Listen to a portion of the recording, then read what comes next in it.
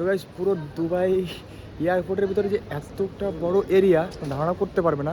দেখো তোমাকে দেখাই, এদিকে পুরো শপিং মল, ওইদিকে ওয়াইন শপ, পুরো লাগবে দেখ পুরো ঝা চকচকে যারা বলে এক কথায়, মানে জাস্ট ওয়াও লেভেলের।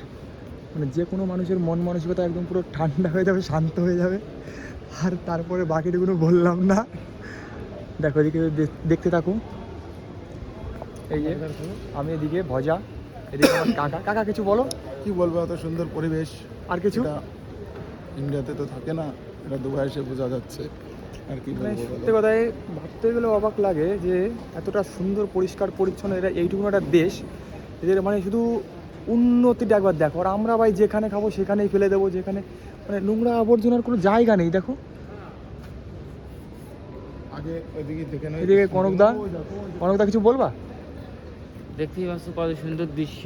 আমরা প্লেনে উঠতে পারলেই আমরা চলে যাবো সারা বিশ্বে। এই যে সোনারগঞ্জে দেখো, দেখো দেখো দেখছো সোনা বিক্রি হচ্ছে একদম, কোনো মানে কোনো দেখো এখানে কোনো সিকিউরিটির কোনো জায়গা নেই। দেখো কি অবস্থা। আর আমাদের ভাই মানে ভাবতে গেলে অবাক লাগে, দেশের বাইরে না বেরোলে বোঝা যায় না যে কি পরিস্থিতি, কেমন থাকি, কোথায় থাকি, কি করি। যাই হোক সঙ্গে থাকো, দেখতে থাকো, আর অনেক কিছু দেখার আছে।